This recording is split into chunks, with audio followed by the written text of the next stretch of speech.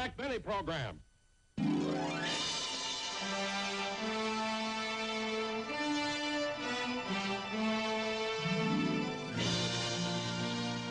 Ladies and gentlemen, as many of you know, Jack Benny spent the past summer vacationing in Europe. Among the fascinating cities Jack visited was London, England. London, with its many historical bridges across the Thames. The majestic dignity of Buckingham Palace. And if you walk down Piccadilly toward Hyde Park, you'll come to the Grosvenor House. This is where our little star stayed during his visit. Hello? Oh, hello, Mary. I know we've been in London 5 days. What about it? Well, certainly I intend to do all those things, but not till I'm ready. I mean, that's the trouble with tourists. The minute they get to a foreign country, they rush all over the place before they know what they're doing. Look, Mary, I'll call you when I'm ready. Goodbye. Mr. Wickers, I'm sorry about that interruption. Oh, that's quite all right, sir. Shall we continue? Yes, let's do that. Now, what's the equivalent denomination to an American quarter? Now, no peeking. I'm sorry. Let's see. The equivalent to an American quarter would be a shilling, a sixpence, a threepence, and a halfpenny. And what's the next denomination to a sixpence? A shilling. And 2 shillings and sixpence equals? A half crown. Oh, very good, very good. And 7.5 crowns, 2 shillings and a twopence and a threepence. A quid. Oh, Jolly Roger. I'm so sorry, I'm becoming emotional. It's all right. I was quite thrilled myself. Mr. Wickers, when do you think I'll be ready? Supposing you were dining in one of London's finest restaurants and that your bill came to 65 shillings, what change would you receive if you gave the waiter a £5 note? Let's see, if the dinner costs 65 shilling and I gave the waiter a £5 note, I'd get back £1, 3 half crown, 2 florin, 2 shilling, a threepence, twopence, and a halfpenny.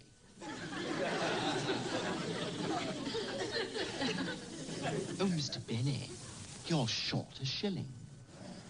I left that for a tip. You left a shilling?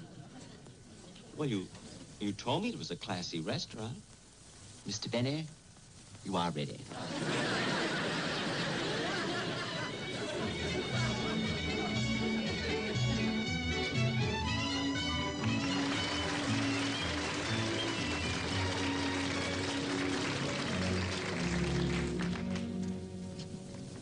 Good afternoon, Miss Livingston. Oh, good afternoon. May I be of assistance? No, thank you. I'm waiting for...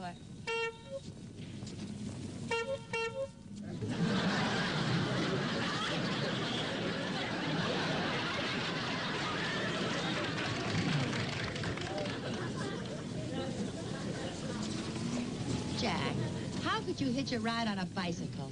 I didn't hitch a ride. I was crossing the street, the bicycle hit me, I landed in the basket, and he was coming this way anyway. But now that I'm here, you know where you want to go, and we'll be off. Well, let's go to a travel agency and join a sightseeing tour where they have a guide and everything. Okay, come on.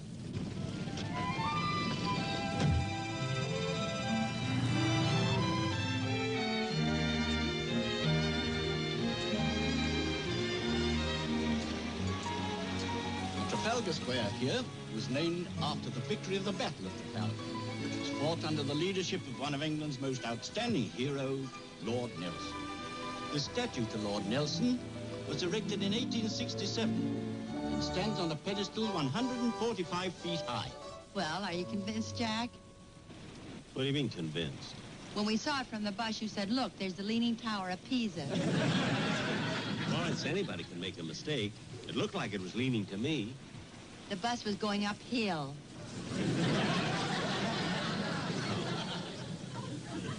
And this monument is a truly befitting memorial to one of the greatest heroes in the British Navy. I was in the Navy. Well, I was. See, I was stationed at Great Lakes. you see, and our commanding officer always And now, consulted if you'll me. kindly follow me, ladies and gentlemen.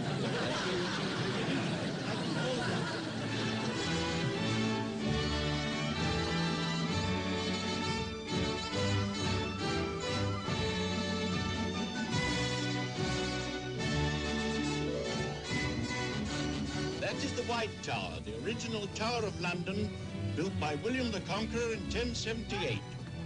And behind us here is the Martin Tower, associated with the theft of the crown jewels by Colonel Blood in 1671. And now you will kindly follow me, ladies and gentlemen.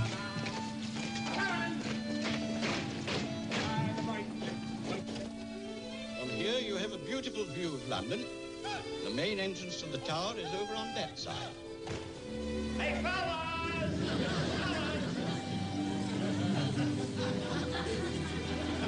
Please follow me, everybody.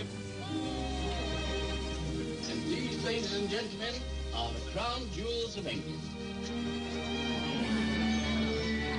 Just step this way, please.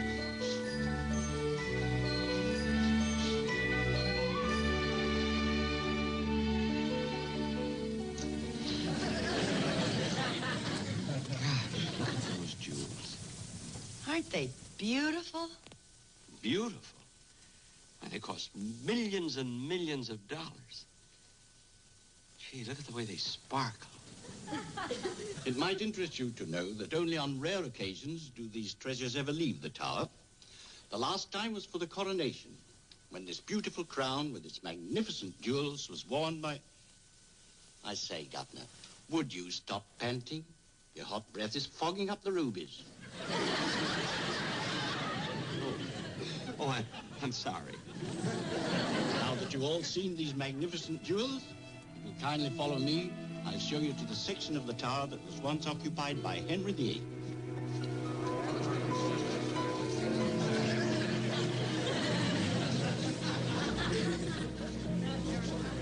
This particular room was his favorite dining hall.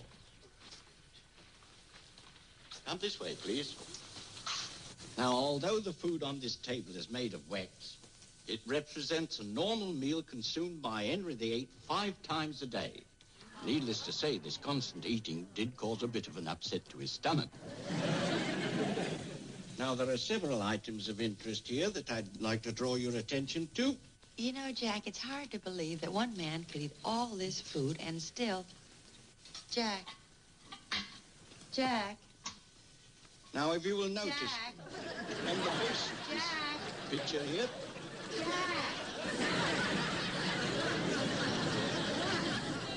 Jack. For heaven's sake, stay with the group. Okay, okay. Come on. you might find this difficult to believe, ladies and gentlemen. But as I was saying, King Henry VIII ordered the execution of his Queen, Anne Boleyn. It was an unfortunate incident. You see, Henry VIII accused Anne Boleyn of being in love with a handsome chap named Smeaton. Smeaton was a court musician. I'm a musician. Jack. Well, I am. This musician lived in 1533. Oh. He thought you said 1633. Mary, don't try to help me. Well, at any rate, poor Anne got her head chopped off. But Smeaton somehow managed to escape the fury of the king's vengeance. Well, if you ask me, this guy Smeaton was a dirty rat. Well, he was. I mean, why should Anne Boleyn have her head chopped off and Smeaton get away with it? I mean, it was all his fault anyway. Jack, why don't you stop talking? You're always wrong. Oh, no, ma'am. On the contrary, the gentleman is quite right. You see, legend has it that every night when the tower's locked up, the ghost of Henry VIII still roams around looking for Smeaton. You see? You see, Mary? You see? Yeah. And now, ladies and gentlemen, if you'll kindly follow me, I'll take you to a room of unusual interest. This way, please. Mind your heads, please. Mind your heads. This, ladies and gentlemen, is the torture chamber. Will you step this way, please? here in this dungeon were perpetrated some of the most horrible deeds in English history. Gosh, Jack, I've never seen anything so dreadful in all my life. Jack. And now, ladies and gentlemen, gosh, look at her.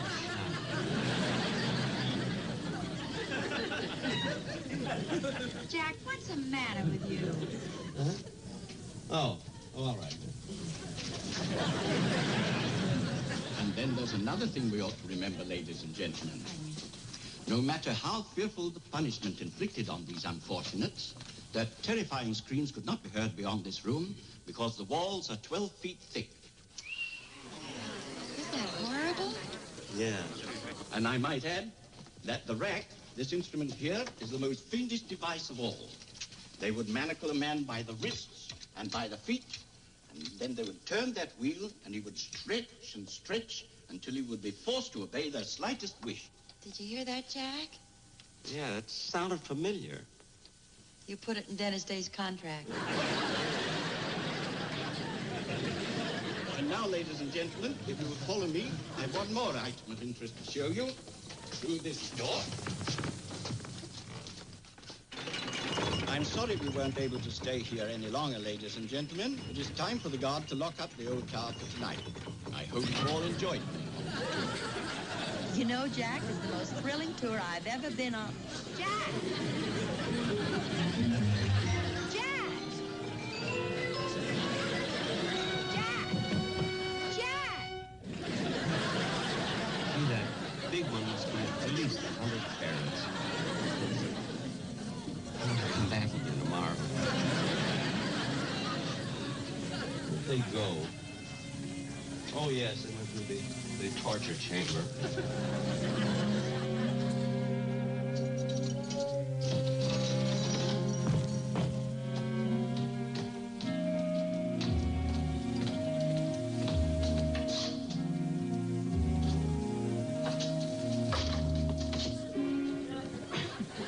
It's funny, the door is locked.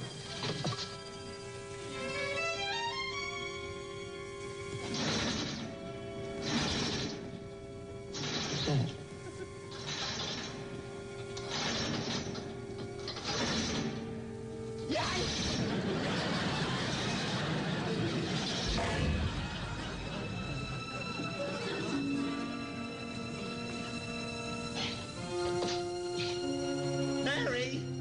Mary! Rochester! Rochester! What am I calling him for? He's 6,000 miles away. Mary!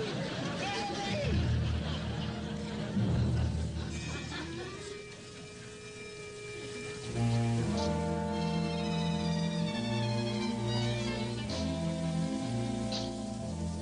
Gee, it's spooky in here. I gotta get out of here. Mary! Mary! Somebody! Somebody help! I'm locked in and nobody can hear me. Mary! Mary! That's right. Nobody can hear you. These walls are 12 feet thick. Who said that? Who said that? I did. But I can't see you. Of course you can't see me. I am the ghost of Henry VIII. No, you're not the ghost of Henry VIII. I don't believe it. But I am.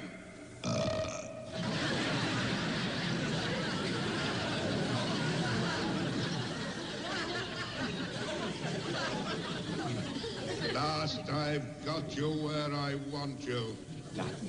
No. Look, I didn't do anything. All I did, I came in here sightseeing.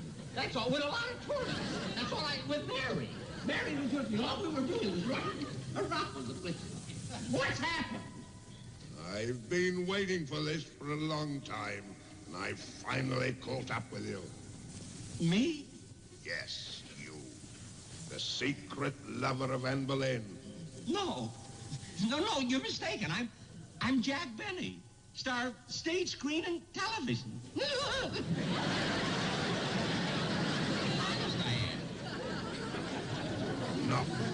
You're Smeaton. Go over to the mirror and take a look. Take a look? You're darn right I'll take a look. This is ridiculous. I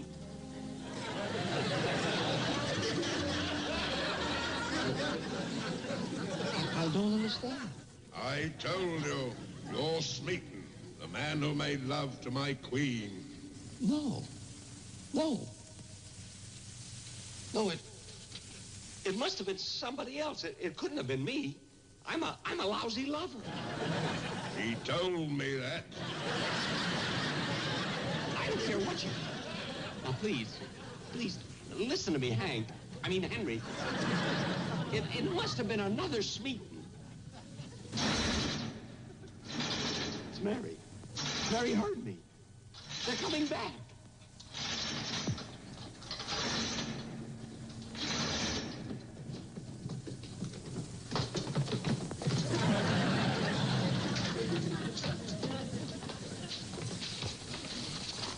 By order of His Majesty King Henry VIII, you, Smeaton, court musician and secret lover of Anne Boleyn, are hereby accused of committing the following crimes, referred to in the Royal Criminal Code as 27A.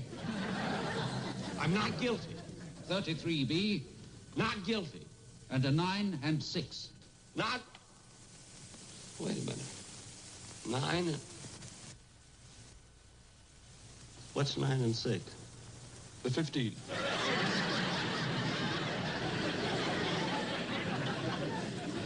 How do you plead? Stupid. You are therefore, by order of King Henry VIII, sentenced to suffer the agonies of the torture chamber. Get the torture.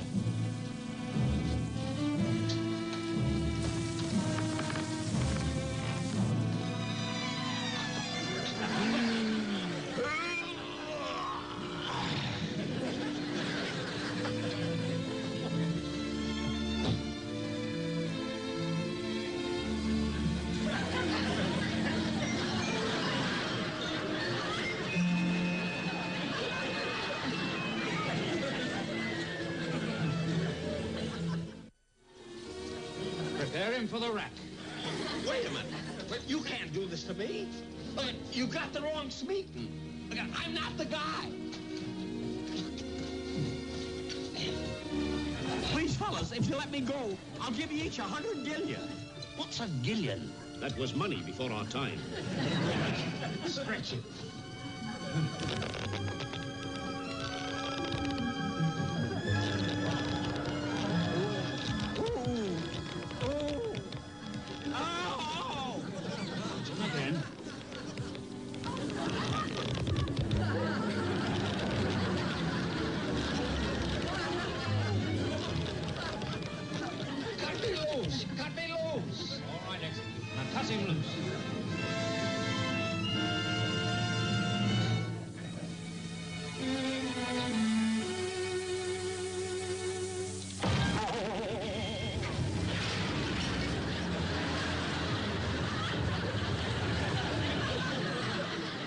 Careful, men. Our tongues start boiling the oil.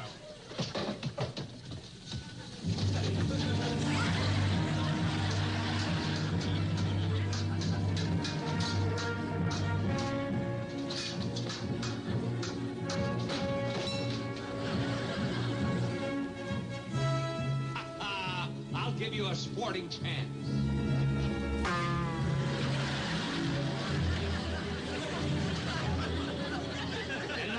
Take care of you.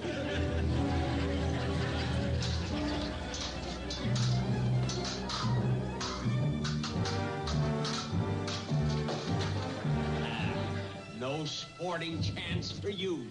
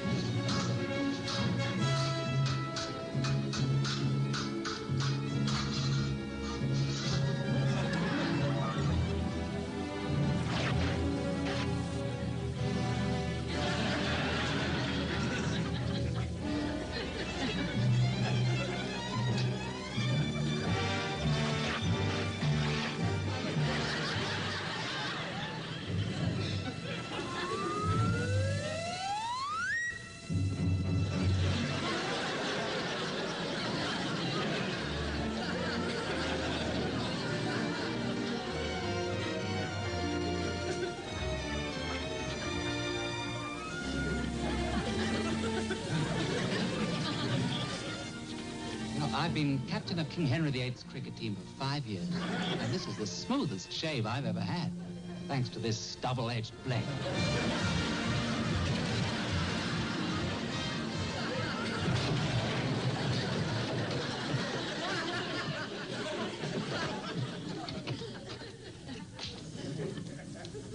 Defend thyself, Smeaton.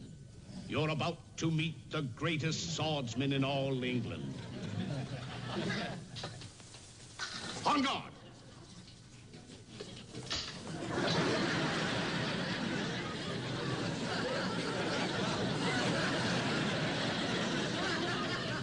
I'll get another.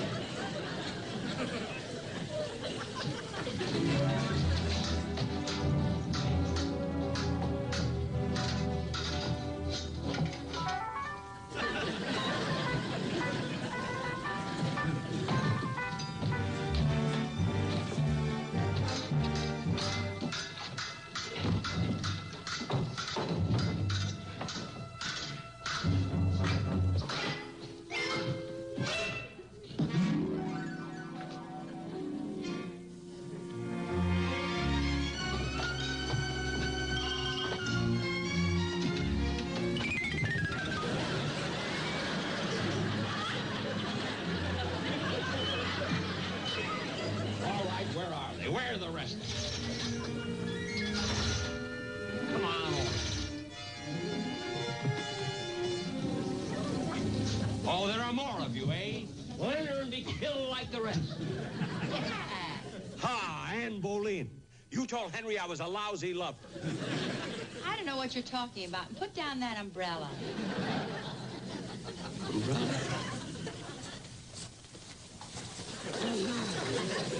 What was all that screaming about? Enter and be killed like the others. What was that? Well, Mary, I can explain. You see, when I found out I was locked in the torture chamber, I got frightened to death. And you know me with my vivid imagination, you see.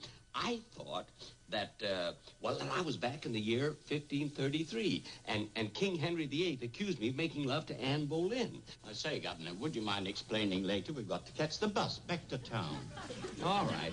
Come on, Mary. All right.